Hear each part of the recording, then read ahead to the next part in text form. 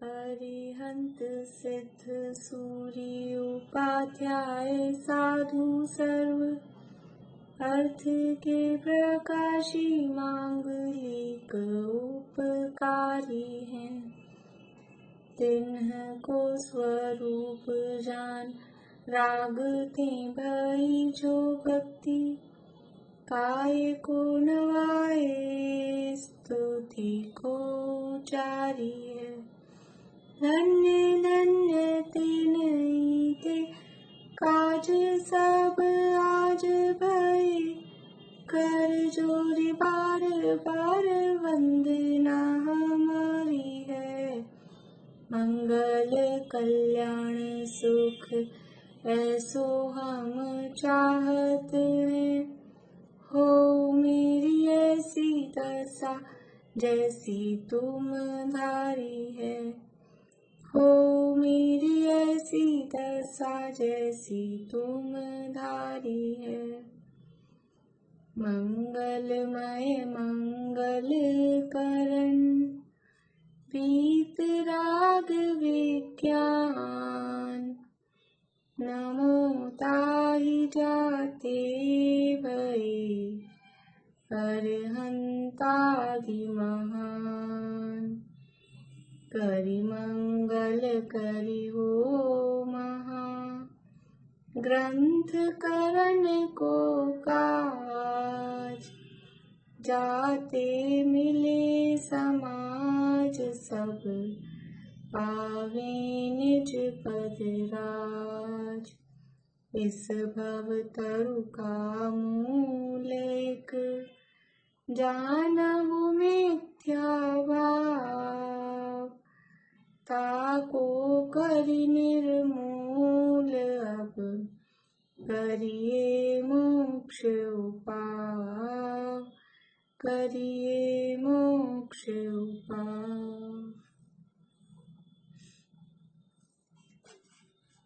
मोक्ष मार्ग प्रकाशक नामक ये हमारा ग्रंथ है और इसके 7वें अधिकार के अंतर्गत निश्चयाभासी के प्रकरण की चर्चा अपनी चल रही है।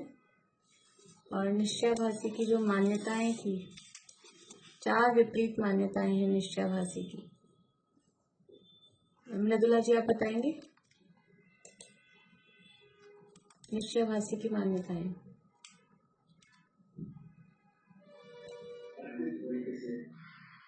वर्तमान में वह पदार्थ को सिद्ध सम्मान मानता है और केवल ज्ञान सही मानता है, केवल ज्ञान मानता है और जागृति से सही मानता है और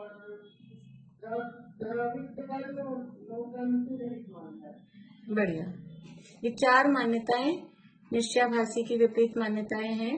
वर्तमान में अपने को सिद्ध समान मानता है, वर्तमान में अपने केवल ज्ञान का सद्भाव मानता है, राग आदि से अपने को रहित मानता है और कर्म नो कर्म से भी रहित मानता है।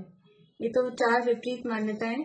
अब वो इन मान्यताओं को रखते हुए कुछ स्वच्छंद प्रवृत्ति करता है और वो क्या कहता है उस स्वच्छंदता के संबंध में बिला भाभी आप बताएंगे निश्चयाभासी की स्वच्छंदता के पॉइंट्स। 1 2 जितने भी याद हों, एक भी नहीं। स्मिता आंटी बोली, आवाज चालू करिए बिला भाभी, क्या बोल रहे हैं आप? व्रत कर्ताजी जो करता है वो मतलब वो एकदम कुछ नहीं होता, उससे कुछ फायदा नहीं होता। अपने शब्द है। ठीक है, चलिए सुनीता आंटी बोलिए। शास्त्र अभ्यास करना निरर्थक ठहराता है। राजनीति तथा भूमिस्थान मानना आदि के विचार को विकल्प ठहराता है और तपस्चरण करने वाले वृथा कलेश करना मांगता है और व्रतार्थ धारण करने को बंधन में करना मांगता है। और एक और है, 5 पॉइंट है। आवाज बंद कर दिया आपने सुनीता आंटी। अधिकारियों को शुभ आचरण जानकर ये प्रलोभित करता है। हाँ बढ़िया। मतलब ये जो 5 मान्यताएं हैं लेकिन पहला पॉइंट है ना शास्त्रादि को, शास्त्राभ्यास को निरर्थक मानता है। ये अपना है ना, जहाँ ये हेडिंग है ना, पेज नंबर 200 पे, 200 नंबर पेज पे बीच का पैराग्राफ है। पूरे सारे पांचों पॉइंट इसमें लिखे हुए हैं। ऐसे कैसे? 200 नंबर पेज पे बीच के पैराग्राफ पे। तो निश्चयाभासी का स्वरूप क्या था कि जो व्यवहार का सर्वथा निषेध करता है, निश्चय का भी स्वरूप सही नहीं समझता, व्यवहार का भी सही स्वरूप नहीं समझता, और बस अपने को निश्चय प्रकट हुआ ऐसा मानता है, व्यवहार का सर्वथा निषेध करता है। तो ये जो बातें हैं, शास्त्राभ्यास करना, कि व्रत तप करना, कि व्रत करना, या पूजा पाठ करना, या चिंतन मनन करना, ये सब बातें क्या है उसको लगती है ये बाहर में होता है ये सारा काम, और वो व्यवहार का निषेध करता है। तो ये सब कुछ भी करना ठीक नहीं है, तो सब बेकार है, जरूरत नहीं है इन सब की। तो क्योंकि अपने को तो बस आत्मा का चिंतन और आत्मा में लीनता, आत्मा का अनुभव करना है। हमको शास्त्र पढ़ना हमारा उद्देश्य है क्या? उपवास करके भूखा मरना हमारा उद्देश्य है क्या? पूजा में थाली का माल उस थाली में डाल देना ये हमारा उद्देश्य है क्या? हमारा उद्देश्य तो आत्मा का अनुभव करना है। इस थाली का माल उस थाली में डालने से क्या होता है? पूजा करने से क्या होता है? और ये शास्त्र पढ़ पढ़ के इससे क्या होगा? आत्मा का अनुभव ही हमारा उद्देश्य है, इसलिए सब बेकार है, ऐसा वो कहता है। ये क्यों विचार करना, क्यों चिंतन करना, क्यों पढ़ना, क्यों पूजा पाठ करना? पूजा करने से आश्रय होता है, शुभ आश्रय हो रहा है शुभ कर्म में, इसलिए ये कुछ नहीं करना, ऐसी उसकी मान्यता। मतलब वो प्रवृत्ति में इन सबका फिर निषेध करता है कि ये कुछ भी करने योग्य नहीं है। तो यहाँ अपनी बात हुई कि शास्त्राभ्यास को जो निरर्थक बताता है, उसके संबंध में पंडित जी साहब ने तर्क दिए कि शास्त्राभ्यास करना क्यों आवश्यक है, क्यों जरूरी है।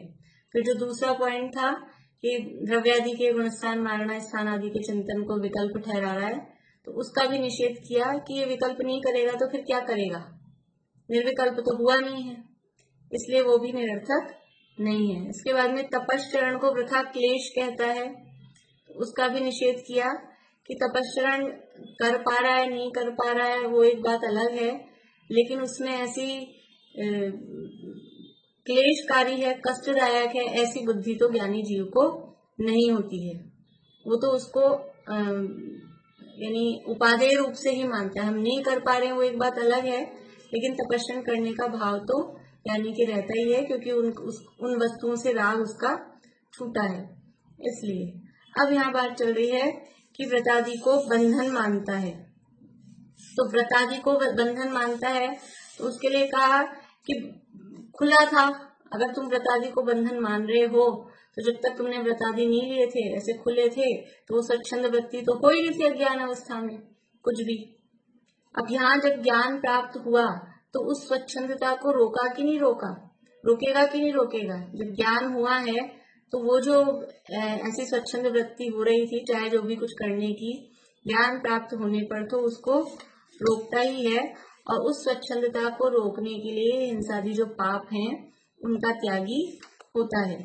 फिर वो तर्क देता है कि हमारे तो परिणाम शुद्ध हैं, बाहर में हमने नहीं किया, त्याग व्याग तो क्या, परिणाम शुद्ध रखो, बाहरी छोड़ा छाड़ी से क्या मतलब है, उसमें फंस जाते हैं। अपने परिणाम अच्छा रखने चाहिए, ये छोड़ना वो छोड़ना, इसमें उलझने से कोई सार नहीं है, ऐसा वो कहता है। तो कहते हैं कि तुम जो विषय सेवनादि क्रिया है वो सब तो कर रहा है, वो परिणाम से हो रही है कि बिना परिणाम के हो रही है? उसमें तो परिणाम लग रहे हैं, और फिर कह रहा है हमारे परिणाम शुद्ध हैं। ऐसा तो होता नहीं। ये जो भी पाप की क्रियाएं हो रही हैं, बिना परिणाम लगे वो क्रियाएं होती नहीं है। परिणाम का इन्वॉल्वमेंट, परिणामों का जुड़ाव वो उसमें होता ही होता है। इसलिए ये तेरे जो कहना है कि तेरे हमारे परिणाम शुद्ध हैं, वो बात ठीक नहीं है। अभी देखिए 204 नंबर पेज के ऊपर से तीसरी लाइन। ये क्या करें अभी, ये ठीक ही नहीं हो पा रहा। वो 1 तारीख से बदलेंगे, कनेक्शन ही दूसरा देंगे, क्या करें, चल ही नहीं रहा है।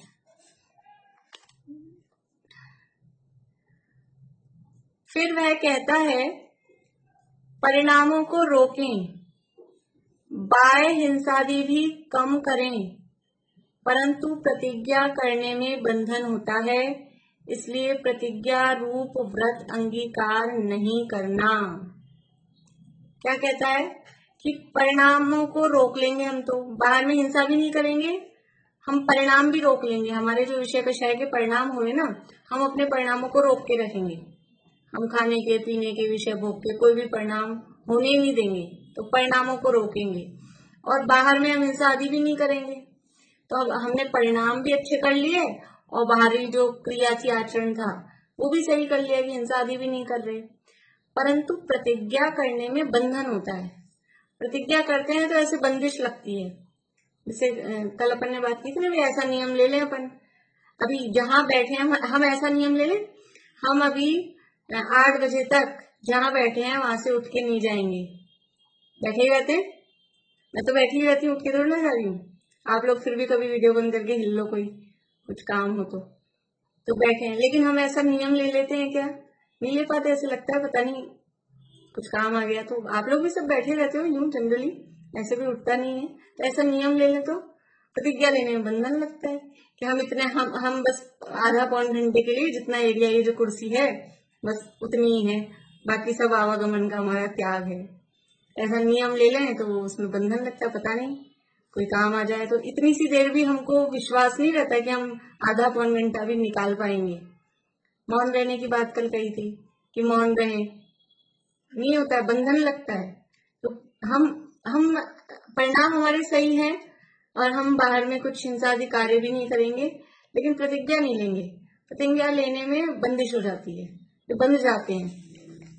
फिर क्या कह रहा है, इसलिए प्रतिज्ञा रूप व्रत अंगीकार नहीं करना। एक एक तर्क उठा के उसका जवाब दे रहे हैं, इकट्ठे सारे नहीं किए, एक एक वो क्या क्या कह सकता है कि हम सब करेंगे लेकिन हम प्रतिज्ञा नहीं लेंगे क्योंकि उसमें बंधन हो जाता है। समाधान, जिस कार्य को करने की आशा रहे उसकी प्रतिज्ञा नहीं लेते। अभी हमने कहा पौन घंटे के लिए उठ के नहीं जाएंगे, तो अंदर में ये रहे ना, क्या पता कुछ काम आ जाए, क्या पता उठना पड़ जाए, कोई भी इस तरह की समस्या आ जाए। तो जिस कार्य करने की आशा, हमको उम्मीद है, हमको कोई ऐसी मन में इच्छा है कि हम ये काम कर सकते हैं कभी, तो जिस कार्य को करने की आशा रहे उसकी प्रतिज्ञा नहीं लेते। और आशा रहे उससे राग रहता है। आशा का मतलब ही क्या है? आशा मतलब इच्छा, और इच्छा मतलब राग। आशा रहे उससे राग रहता है, उस राग भाव से बिना कार्य किए भी अविरति से कर्म बंध होता रहता है। हमने भले ही वो काम नहीं किया, लेकिन हमने उसका त्याग भी नहीं कर रखा है, तो वो जो त्याग नहीं किया ना, उसको कहते हैं अविरति। व्रत नहीं लिया, तत्संबंधी हमने व्रत नहीं लिया, उस काम को करने का त्याग नहीं किया, व्रत नहीं लिया, तो वो कहलाता है अविरति। अब वो हम वो काम कर रहे हैं चाहे ना करें, लेकिन वो अविरति का पाप तो लगता ही रहता है। तो अविरति से कर्म बंध होता रहता है, इसलिए प्रतिज्ञा अवश्य करने योग्य है। पुरुषार्थ सिद्धि उपाय में अमृत चंद्राचार्य ने ऐसे 2 प्रकार की हिंसा बताई है, एक परिणमन रूप और एक अविरमण रूप। परिणमन रूप मतलब कि हमने किसी की को मार दिया, चींटी मर गई, किसी चाटा वाटा मारा, किसी को वैसे मारा चाहे जान से मारा, मर गया हो, चला के मारा हो या असावधानी से मर गया हो, तो वो तो है परिणमन रूप हिंसा। मतलब हिंसा में हमने हिंसा रूप हमने परिणमन किया, हमारे मन वचन काया की जो चेष्टा थी वो हिंसा रूप हुई। तो हिंसा, झूठ, चोरी, कुशील, परिग्रह, 5 पापों में हिंसा की, झूठ बोला, चोरी के काम कुछ ऐसा किया, कुशील सेवन किया, अपरिग्रह इकट्ठा किया, तो ये जो हम सब किया फिजिकली, वो तो हुआ परिणमन रूप पाप, परिणमन रूप। लेकिन हम सारे दिन तो नहीं करते, सारे दिन तो वो काम नहीं करते। जैसे कल अपन ने बात की थी, जैसे जिसका जो आलू खाता है, जो रात्रि भोजन करता है, तो भी वो पूरी रात थोड़ी ना खाता है, पूरी रात थोड़ी ना, रात जैसे 8-10 घंटे की रात है तो पूरी रात तो नहीं खाता, और बहुत बार दिन में भी खा लेता है। या जो आलू खाता है तो वो क्या पूरे 365 दिन और दोनों टाइम, उसमें भी हर समय 24 घंटे का दिन है तो 24 ही घंटे आलू तो नहीं खाता रहता है। कभी कभी ऐसा होता है, कभी कभी 8 दिन तक ही नहीं खाया, कभी 15 दिन तक ही नहीं खाया, इस तरह का भी होता है। कुछ लोगों को तो पसंद भी कम होता है, फिर भी त्याग नहीं करते। तो वो त्याग नहीं किया तो भी जिस समय नहीं खा रहे हैं उस समय भी वो अविरति रूप, अविरमण रूप उसको खाने का पाप हर समय लग रहा है। यदि त्याग नहीं, जैसे अभी हम कहीं गमनागमन नहीं कर रहे लेकिन हमने त्याग नहीं किया है, तो हमको, क्योंकि जैसे जरूरत पड़ जाएगी तो हम उठ के चले जाएंगे, तो हमको वो गमन में जो हिंसा होती है उस अविरमण रूप हिंसा का पाप हर समय लगता रहेगा। जो भी जिस भी तरीके से, अभी ये कोरोना का पीरियड चल रहा है, ये बहुत कम लोग बाहर जा रहे आ रहे हैं, लेकिन किसी ने भी ऐसा भी नियम नहीं लिया कि हम इंडिया से बाहर ही नहीं जाएंगे। क्या पता मौका दिख जाए तो ये ऐसा, मतलब अंदर से जिनको चांसेस रहते हैं वो तो फिर भी, एक हमको तो चांस ही नहीं, हमारा कोई रिश्तेदार नहीं रहता, हमारे को कोई ऐसा कोई काम नहीं है, लेकिन फिर भी अगर ऐसा त्याग नहीं कर रखा है तो वो अविरमण रूप, मतलब वहां विदेश जाने रूप जो पाप है, वो ऐसा पाप का आश्रय, यानी उस रूप से कर्मों का बंध वो बराबर होता रहता है। बहुत सारे काम है, बहुत सारे काम, एक एक एक एक बारीक बारीक चीजें लगाए ना अपन, तो बहुत सारी चीजें इसमें होती हैं। जैसे वो जो दिग्गज देश, ऐसे नियम दे सकते कि जब तक हम नहीं खाएंगे तब तक का नियम नहीं ऐसा नहीं, जब तक नहीं जाएंगे तब तक तो नहीं, ये नियम नहीं हुआ। समय की मर्यादा, समय की मर्यादा, समय की मर्यादा से, जैसे फिर ये तो ऐसे हो जाएगा ना कि वो जो सेठ जी ने प्रतिज्ञा की थी कि जब तक दीपक जलेगा तब तक मैं सामायिक करूंगा, तो ये कोई नियम नहीं हुआ। समय की मर्यादा से सामायिक, सामायिक का जो विधान है ना, किताबों में भी जो अपने सामायिक की प्रक्रिया छपी होती है उसमें लिखा रहता है यहाँ समय की मर्यादा कर लेना चाहिए, उसमें नीचे ब्रैकेट में लिखा होता है आवर्त वगैरह करो, वो जो प्रॉपर सामायिक की जो विधि होती है जो अपन 10 लक्षण वगैरह में करते हैं कभी, तो उसमें वो नीचे लिखा होता है यहाँ समय की मर्यादा कर लेना चाहिए। जैसे ही चारों दिशाओं में आवर्त करके बैठते हैं ना, और जब प्रतिज्ञा करते हैं कि अब हम सामायिक धारण कर रहे हैं, तो वहीं हम टाइम की मर्यादा, रात को सोते समय हमने नियम लेते तो हाँ, सपने में आ जाते तो आगे अब वो सपनों में अतिचार, वो एक नहीं, दोष तो लगता है, अतिचार है, लेकिन रात को नियम, रात को भी ले ले तो भी ठीक है। रात को नियम लेके सोए कि अब हमारा इस घर से घर से कमरे से तो छोड़ो भी, चलो किसी को टॉयलेट वगैरह के लिए उठना हो, बाहर हो टॉयलेट, तो हम इस घर से बाहर जाने का सुबह तक 5 बजे तक 7 बजे तक जैसे भी त्याग है। अब क्या होगा कि अगर रात को आपकी तबीयत खराब हो गई, उसमें देखो प्रतिज्ञा लेने में सारी जो कंडीशंस हैं वो सब पहले से खुद को सोचनी पड़ती हैं, इसलिए इसलिए वो ज्यादा घबरा रहा है प्रतिज्ञा लेने से, क्योंकि उसमें बंधन लगता है। अभी आगे प्रश्न करेगा कि वो प्रतिज्ञा टूटने का भय, वो पाप ज्यादा है, लेकिन नहीं ले रहे तो अविरमण रूप पाप लग रहा है। तो प्रतिज्ञा लें लेकिन सोच समझ के लें। आगे इसी 7वें अधिकार में व्यवहाराभासी का जो प्रकरण है, यहाँ पेज नंबर 239 पे देखिए, यहाँ प्रतिज्ञा लेने का विधान संजीव जी भी कई बार अपने प्रवचनों में बताते हैं, जिन लोगों ने सुने होंगे उसमें, और ये प्रतिज्ञा लेते समय ये बातें ध्यान रखने की योग्य है। क्या है, देखिए बीच का पैराग्राफ है 239 पेज पे।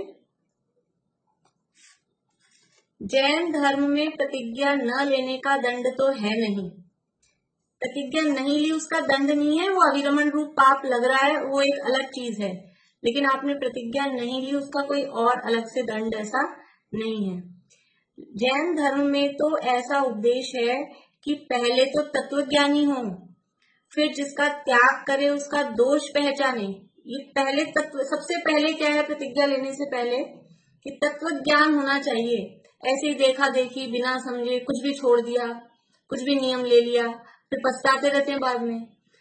बिना सोचे समझे, बिना विचारे, बिना ज्ञान के कुछ भी छोड़ दिया तो अंदर से भाव तो आपके गए नहीं, राग तो गया नहीं, और ऐसे ही कुछ भी त्याग कर दिया तो फिर क्या होता है, फिर बहुत खींचतान होती है। जबरदस्ती कोई ने नियम दिला दिया, महाराज को आहार दिया था, महाराज ने नियम दिला दिया, अब अपने से तो रहा नहीं जाता, क्या करें, और फिर उसमें गलियां निकालते हैं, फिर कुछ भी रस्ते निकालते हैं।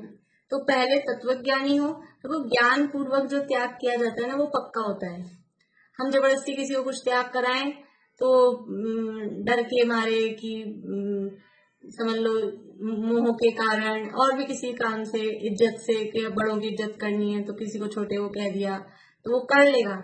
लेकिन अंदर से अगर उसके राग नहीं छूटा और वो खुद की समझ पूर्वक नहीं किया तो क्या हालत होती है।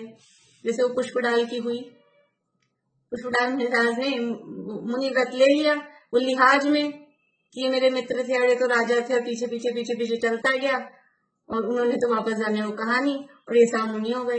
अब अंदर से तो वो स्त्री से मोह छूटा नहीं, अंदर से मोह छूटा नहीं तो क्या हुआ, 12 साल मुनि दशा में रहे लेकिन वो स्त्री की याद आती थी। 12 साल किसे कहते हैं? 12 साल तक वो अंदर से मोह नहीं गया उनका, मुनि बनने के बाद भी वो अंदर वो चलता ही रहा, मेरी स्त्री मेरी स्त्री मेरी स्त्री। फिर जाके उन्होंने स्थितिकरण किया वैष्णव मुनिराज ने। तो इसलिए पहले तत्वज्ञानी हो, फिर जिसका त्याग करे उसका दोष पहचाने। ये भी होना कि मुनि धर्म विदेश या मुनि की धर्म में गया तो उसका स्थितिकरण मतलब उनको फायदा भी हो गया। हाँ, फायदा हो गया, लेकिन ऐसे तो कम होते ना केस, भ्रष्ट हो जाए और अंदर से परिणाम खराब चलते रहे। तो पहले तो ज्ञान पूर्वक त्याग करेंगे। तो मैं कह रही हूँ जिसका त्याग करे उसका दोष पहचाने। एक अपन जबरदस्ती किसी को यूं ही त्याग करा दें और एक खुद उसका दोष जानकर कि इसमें ऐसा ऐसा होता है तो खुद को अंदर से ग्लानि घृणा आएगी कि ऐसा पाप हम कैसे कर सकते हैं, तो सहज रूप में अपने आप ही छूटेगा, भाव ही नहीं आएगा। और उसका दोष तो समझ में आया नहीं, कुछ भी उठा के छोड़ दिया। अब कुछ लोग चावल छोड़ देते हैं, अब मोटापा कम करने के लिए छोड़ते हैं कि डायबिटीज है, डॉक्टर ने मना कर रखा है इसलिए छोड़ते हैं, वो मुझे समझ नहीं आता। लेकिन पहले दोष तो देखो, आलू खा रहे और चावल छोड़ दिए, आलू खा रहे हैं और कोई भी घिया विया ऐसी सब्जी है वो छोड़ दी। तो इसमें एक क्रम होता है कि पहले त्रसघात का त्याग हो, फिर बहुघात का त्याग हो। ये जो 5 प्रकार के अभक्ष्य है ना, मांस मदिरा का सेवन करता है और आलू छोड़ दिया तो क्या कहेंगे कि पहले तुम ये छोड़ो। तो पहले जो काम मतलब जिसका त्याग करना है उस वस्तु का दोष पहचाने, दोष समझ में आएगा तो अपने आप ही, फिर ज्यादा किसी को कहना नहीं पड़ता है, अपने आप ही छूटता है। देखो चाहे छोटे छोटे बच्चे भी हों और नाटक करते हों, एक हम लोग करते थे पाठशाला में नाटक इस तरह का, आलू के ऊपर ही। तो वो कहीं ऐसे भोज हो रहा है और फिर भोज हो रहा है, आलू की सब्जी बनती है, तो एक बच्ची वो आलू खाती थी तो वो दूसरा उसको समझाता था कि अरे ये आलू तो पूरा जीव का पिंड है। तो मतलब ये नाटक हम लोग करे हम लोगों ने। तो पाठशाला में जो बच्चे आते ना, कई बच्चों ने आलू खाना छोड़ दिया, घर में सबके चलता था ऐसा, लेकिन क्योंकि वो खाने बैठे और ऐसा लगता है तो पूरा जीव का पिंड है, कैसे खाएं। वो आलू की सब्जी मम्मी बना के दे और वो आलू तो पूरा जीव का पिंड है। छोटे बच्चे होते हैं तो ऐसा जो कुछ बोल रहे हैं, जो डायलॉग बोल रहे हैं, तो वो उनको ख्याल में तो आता है बार बार में। तो ऐसे जब उसका दोष जानेगा तो अपने आप ही छूटेगा वो। इसलिए पहले तत्वज्ञानी हो, फिर जिसका त्याग करे उसका दोष पहचाने, वस्तु के तो दोष पहचाने और त्याग करने में जो गुण हो उसे भी जाने। अकेले दोष तो उसके जानेंगे लेकिन फायदा क्या होगा, अपने को क्या फायदा होगा, हम उसको छोड़ेंगे तो अपने को क्या फायदा होगा। तो उसके दोष देख के फिर उससे हमको क्या फायदा होगा वो उससे पहचाने। फिर अपने परिणामों को ठीक करें। ठीक करे का मतलब यहाँ ठोक पीट कर ठीक करना, ठीक करना का मतलब है अपने परिणामों को पहचाने। ये ठीक करे वर्ड है, ये पुरानी वो ढूंढारी भाषा का वर्ड है, उसका अनुवाद शायद उन्होंने ठीक करे ऐसे कर दिया। ठीक करे मतलब, हाँ, ठीक करे का मतलब होता है, मेरे दादाजी बोलते थे ये वर्ड, और उसका मतलब ये होता है कि चेक कर लो। ठीक करे का मतलब है चेक कर लो, अपने परिणामों को चेक करो। ठीक करे, ठीक करे मतलब परिणामों को सही करे वो वाली बात नहीं है, अपने परिणामों को चेक करे कि मेरे परिणाम कैसे हैं। अभी सुन तो लिया आलू पूरे जीव का पिंड है, लेकिन मेरे परिणाम छूटे कि नहीं छूटे उसको खाने के। तो अपने परिणामों को चेक करे।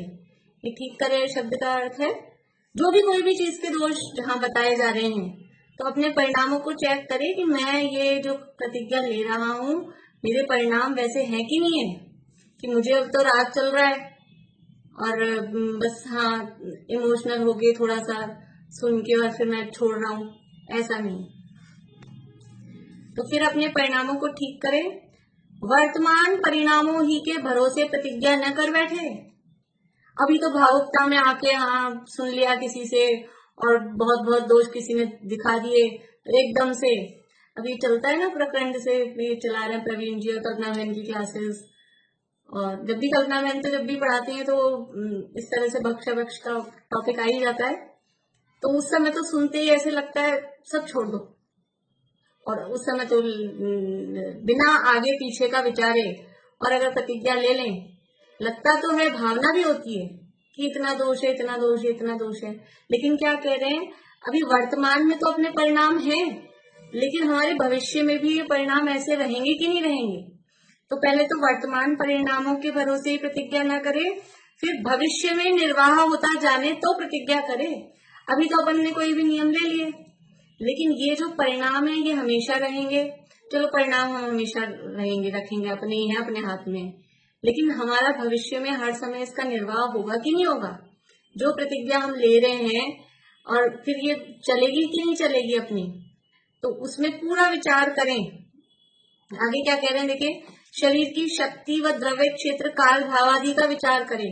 अभी तो हमने ले ली प्रतिज्ञा, छोड़ दिए सब चीजें कुछ भी, फिर ये बाद में ये शरीर चलेगा कि नहीं चलेगा, अपने में ताकत कितनी है, कितनी शक्ति है, छोड़ने पर इस शरीर अपने शरीर पे इफेक्ट क्या आएगा, और फिर शरीर पे जो इफेक्ट आएगा उसको अपन झेलने में, मतलब फिजिकली रूप में भी और वैसे भी, फिर हम पक्के रहेंगे कि नहीं रहेंगे, फिर हम डगमगा तो नहीं जाएंगे। क्योंकि जो भी चीज कुछ भी ऐसी छोड़ दी भावुकता में आके और फिर शरीर में कमजोरी आई, बीमारियां आई, तो फिर क्या होगा। तो अपनी शरीर की शक्ति और द्रव्य क्षेत्र काल भाव आदि का, कि अभी तो मान लो बारिश का मौसम है, सर्दी का मौसम है, और किसी ने कहा रात्रि में पानी की एक बूंद भी नहीं पीनी चाहिए, खून पीने के बराबर है, तो भावुकता में आके छोड़ दिया। अब फिर अभी तो सर्दी थी तो अभी तो चल रहा है, और फिर जब गर्मी के दिन आएंगे, जेठ का महीना आएगा, और फिर क्या होगा।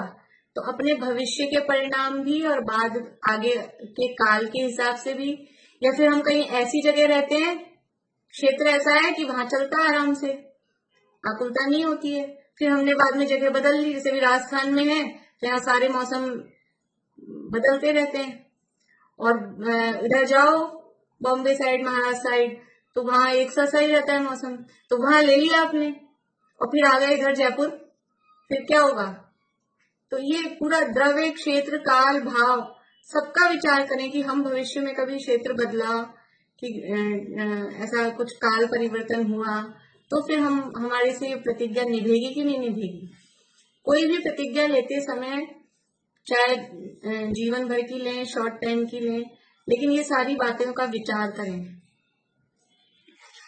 और भावादि का विचार करें। इस प्रकार विचार करके फिर प्रतिज्ञा करनी, वह भी ऐसी करनी जिससे प्रतिज्ञा के प्रति निरादर भाव न हो, परिणाम चढ़ते रहें।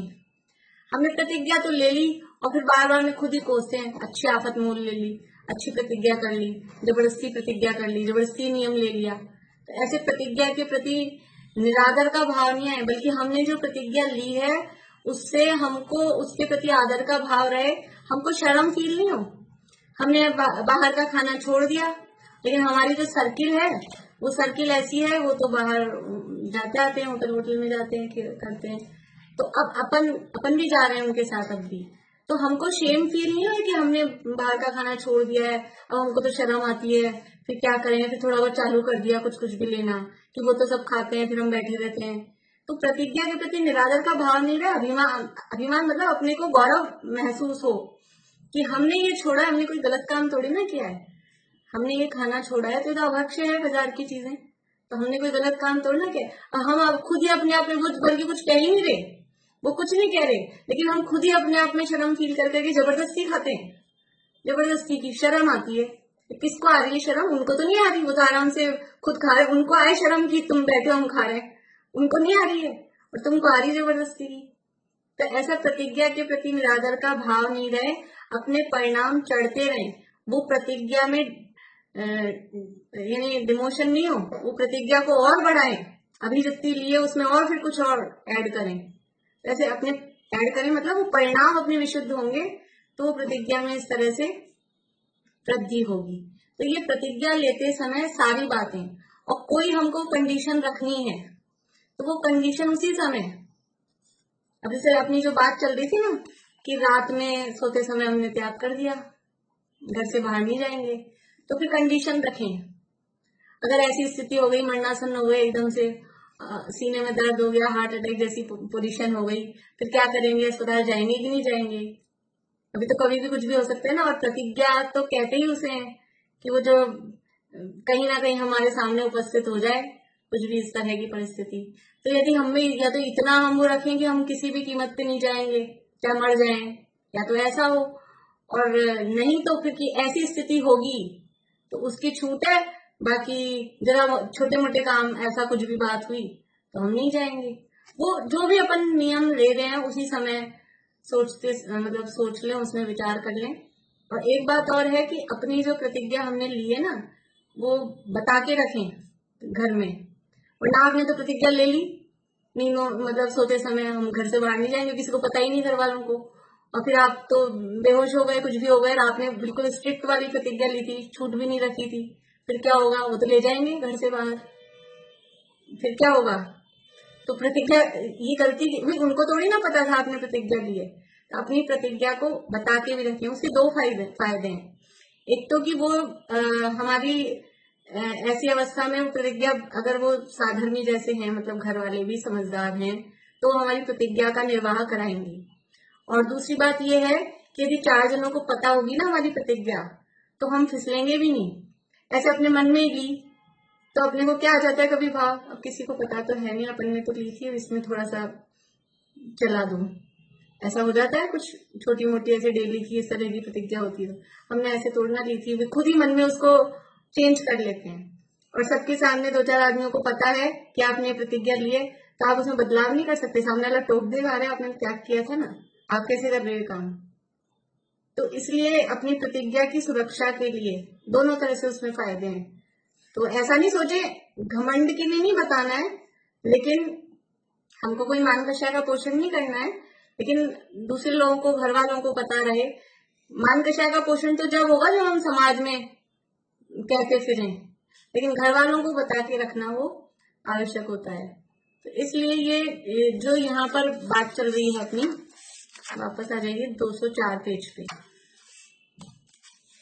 कि जब तक ये प्रतिज्ञा नहीं लेंगे तो वो अविरति से कर्म बंद होता रहता है। उसके त्याग नहीं किया है ना, तो अविरति से कर्म बंद होता रहता है, इसलिए प्रतिज्ञा लेना तो अच्छा है। कुछ लोगों की तो आदत होती है, वो जो सुबह के वो करते हैं ना नियम, उसमें सब वो नियमों में रहते हैं। करना चाहिए हमको बुद्धिपूर्वक, एक कॉपी मेंटेन करनी चाहिए, वो करनी चाहिए वास्तव में, क्योंकि कई बार क्या होता है कि हमको याद ही नहीं रहती है। हमने प्रतिज्ञा जो हम शॉर्ट टाइम के लिए लेते हैं ना, हमने 1 साल के लिए ली कोई प्रतिज्ञा, हमने ऐसा नियम लिया, हम 1 साल तक पिक्चर हॉल में जाके मूवी नहीं देखेंगे। अब वो कब से चालू हुआ? साल। अब मान लो समय शिखर जी गए थे कभी, वहां नियम ले लिया, तो अब आपको वो तारीख कब से कब तक साल खत्म होगा, जैसे फिर वो हुआ ना, वो भूल गए, जैसे 12 वर्ष हो गए अंदाज से ही, ऐसे हम अंदाज से ही कर लें 1 महीना पहले ही हो गया हमारा साल पूरा, तो फिर दोष किसको लगेगा? इसलिए बराबर जो प्रतिज्ञा लेते हैं, क्योंकि हमारा इतना सूक्ष्म नहीं, भूल जाते हैं, तो जो शॉर्ट टर्म की प्रतिज्ञाएं हैं ऐसे कुछ कुछ, तो उनको लिख के रखें कि हमने इतनी तारीख से इतनी तारीख तक का त्याग किया है। बहुत सारी बातें हैं इनमें, तो खाने की, पीने की, वनस्पतियों की, सबकी, तो जो जो भी इस तरह की प्रतिज्ञाएं हैं उसको लिख के रखें। और ज्यादा जो भी कोई नया नियम व्रत अपन लेते हैं तो पहले उसका अभ्यास करें, 1 दिन की करें, 1 घंटे की करें, 2 घंटे की करें, फिर 1 दिन की हो जाए तो 2 दिन की करें, ऐसे करके बढ़ाएं। क्योंकि एकदम से ये जो पॉइंट्स दिए ना, अपने परिणामों को ठीक करें, द्रव्य क्षेत्र काल भाव को देखें, तो वो 1-1 दिन की करके देखेंगे ना, तो अपने को समझ में आएगा कि हमसे निभ रहा है कि नहीं निभ रहा है। कोई भी चीज, जैसे कि भादवा आया तो भादवे में हम जो कुछ कुछ एक्स्ट्रा करते हैं, जो डेली रूटीन में जो भी काम करते हैं, तो भादवे में कुछ एक्स्ट्रा त्याग करते हैं। मान लीजिए जो बाजार का खाते हैं तो वो बाजार का त्याग करते हैं, जो आलू खाते हैं तो आलू का त्याग करते हैं, जो रात्रि भोजन करते हैं तो वो रात्रि भोजन का त्याग करते हैं। सब अपने अपने हिसाब से करते हैं। और भी जो जिनकी ये सब त्याग है तो वो हरी में लिमिट रखते हैं, हम 5 हरी खाएंगे कि हम 10 हरी खाएंगे, जैसे भी जो भी।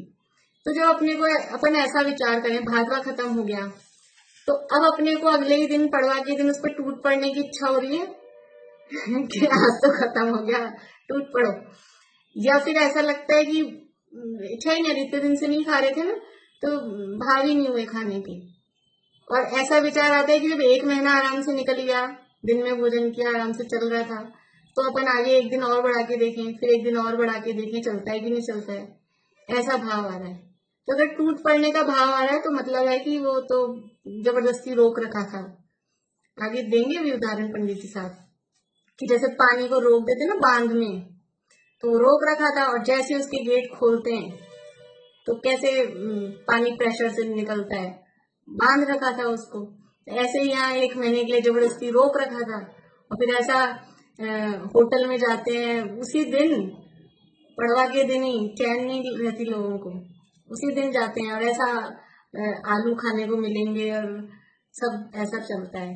तो इसका मतलब है कि वो वास्तव में अंदर से राग तो छूटा नहीं था। पर फिर भी उसका भी हम निषेध नहीं कर रहे, उन्होंने 1 महीने तक भी रोक के रखा, छोड़ा, इतना तो ठीक है। पर फिर भी परिणामों को बढ़ाना चाहिए, वो इस तरह का परिणाम अपने को लाना चाहिए कि और हमारी विशुद्धता में वृद्धि हो। तो जिस कार्य को करने की आशा रहे उसकी प्रतिज्ञा नहीं लेते, और आशा रहे उससे राग रहता है। जैसे इसमें क्या होता है, जैसे कि हमने रात्रि में चाय दूध पीने का मान लीजिए त्याग नहीं कर रखा, रात्रि में भोजन तो नहीं करते, लेकिन चाय दूध घर में पीते भी नहीं है, लेकिन त्याग भी नहीं कर रखा। अब किसी के घर गए रात को, फिर वो पूछेगा आपसे चाय चलेगी, कॉफी चलेगी, क्या चलेगा, कि नहीं नहीं हम नहीं लेते नहीं लेते। तो वो सबसे पहला क्वेश्चन क्या होता है उनका, त्याग है क्या आपका, कि नहीं। फिर अब झूठ भी कैसे बोले, नहीं त्याग तो नहीं है लेकिन हम लेते नहीं है, तो बस त्याग नहीं है ना, चलो चाय बना देंगे, कॉफी बना देंगे, जो भी है आपको पीनी पड़ेगी।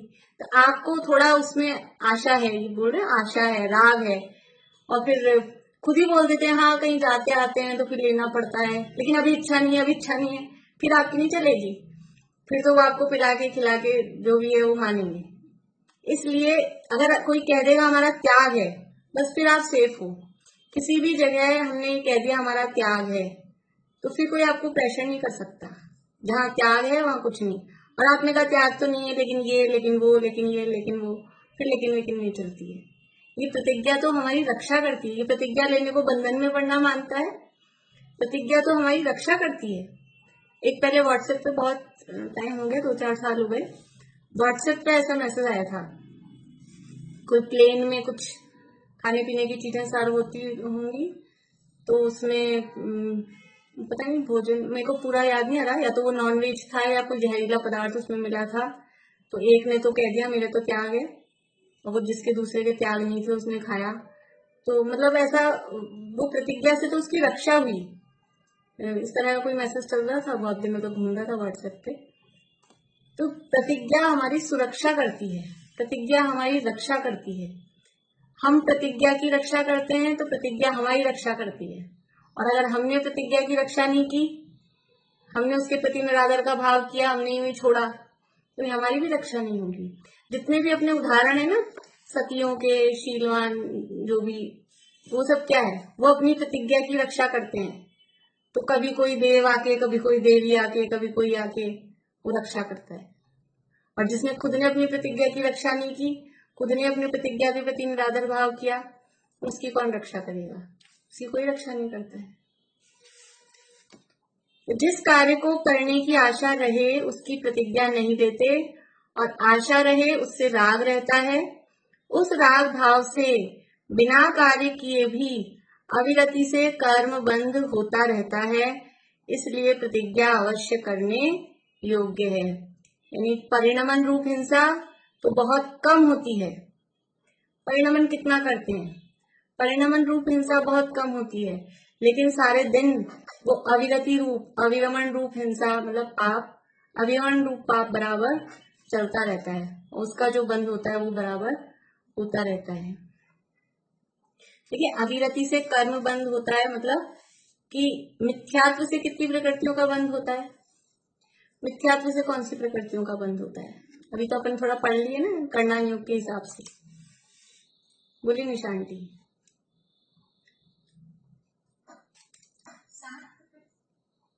मिथ्यात्व से कितनी प्रकृतियों का बंध? प्रीति 16।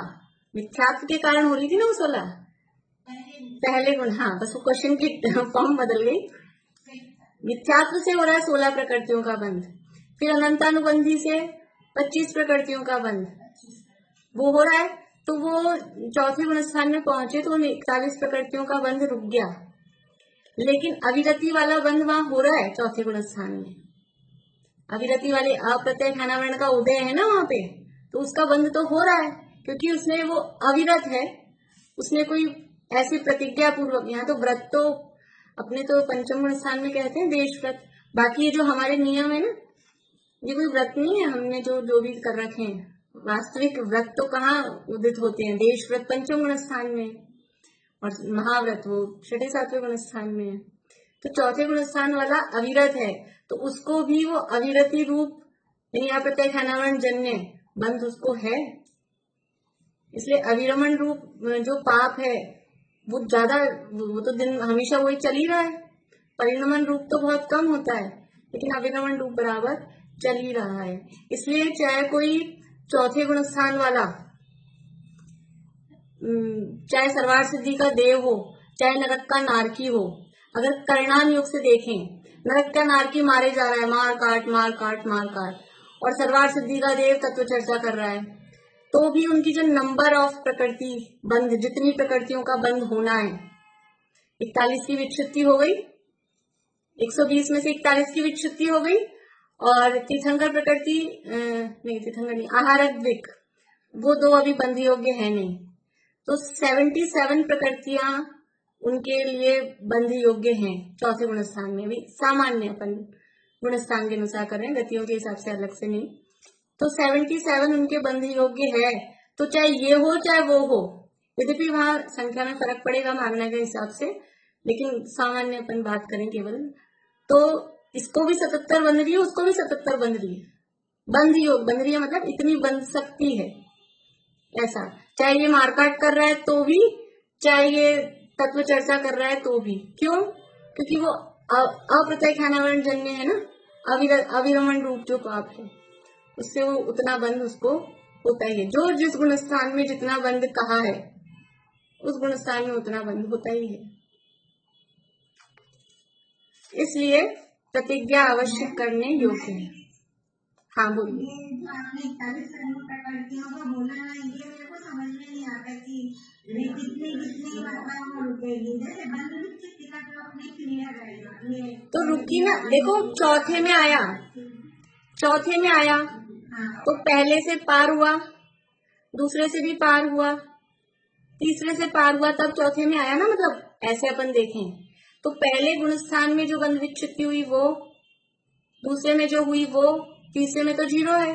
तो पहले दूसरे की प्लस की, पहले और दूसरे में जो बंध होना रुका वो चौथे में भी नहीं रुका हुआ ही है ना। चौथे में भी वो रुका हुआ ही है। तो पहले में 16 रुकी, दूसरे में 25 रुकी, तो वो दोनों मिलके 41, वो 41 प्रकृतियां अब चौथे में पहुंची नहीं। हाँ हाँ बिल्कुल। पांचवें गुण स्थान में 10 को और प्लस कर देना है। पांचवें गुण स्थान में ये 51 हो जाएंगी, क्योंकि 10 चौथे गुण स्थान में 10 की हुई ना बंध विच्छित्ति। तो ऐसे वो आगे प्लस होती है। और लेकिन कौन सी फिर वो जैसे 3 प्रकृतियां जो अबंध थी, तीर्थंकर और आहारद्विक, तो वो चौथे से बंधी योग्य आ जाती है तीर्थंकर। आहारद्विक वो 7वें गुण स्थान में होती है, इसलिए वो थोड़ा सा वहां ऐड और माइनस दोनों करने पड़ते हैं आगे गुण स्थानों में। लेकिन मोटा मोटा ऐसा अपन समझ सकते हैं इस तरह से उसको। तो ये 77 कैसे मिली थी? 79 माइनस 2 आर तो 77 मिली। हाँ 77 ही बोला ना। तो हाँ नहीं, फिर सूत्र प्रकृति का बन जाएगा तो फिर 78 मिल जाएगी ना। तीर्थंकर प्रकृति बंध योग्य है, हाँ तो इसके सही होगी। 120 में से 41 गई तो कितनी बची? 79। माइनस 2 आर बीट करी तो 77 ही हुई। 79 देखती हूँ मैं, इसमें को 77 का ही ध्यान है और क्या है उसमें देख के बताऊंगी आपको कल। तीर्थंकर प्रकृति बंद योगी हो जाएगी चौथे में, तो 78 हो जाएगी शायद, देख लेंगे और। हाँ तो इस तरह से ये प्रतिज्ञा अवश्य करने योग्य है, ये बात यहाँ पर कही है। अभी इतना ही चला, सब समय अपना हो गया। तो जीवन में एक तो अपने वो कहानी चलती है अपने जो कैसे विराट जी ने निकाले थे ना, नियम का फल, वो गधे के दर्शन का नियम लिया तो ही उसको धन की प्राप्ति हो गई, ऐसा उसमें बताते हैं।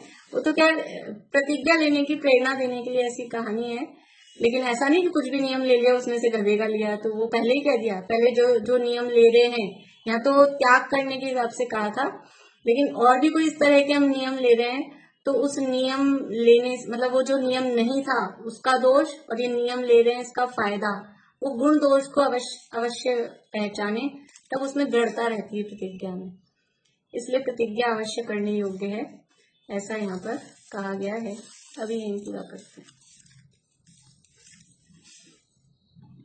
120 में तीर्थंकर भी आती है ना प्रकृति? हाँ तीर्थंकर भी है। क्यों किए दोबारा?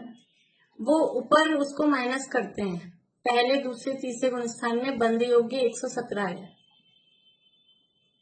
पहले दूसरे तीसरे में बंद योग्य 120 नहीं होगी, इसलिए वो सामान्य 120 है, लेकिन गुणस्थान वाइज फिर मारणाओं में अलग अलग गतियों में अलग अलग जाति में उसमें और फर्क पड़ता है। वो सब डिटेल अपन उसकी एक्सरसाइज करें ना पूरी, तो वो डिटेल उसमें निकलती है। गोमटसार कर्मकांड में सेकंड अधिकार में ये सारा प्रकरण आता है, वो डिटेल में वो एक्सरसाइज करें तो समझ में आ जाती बात।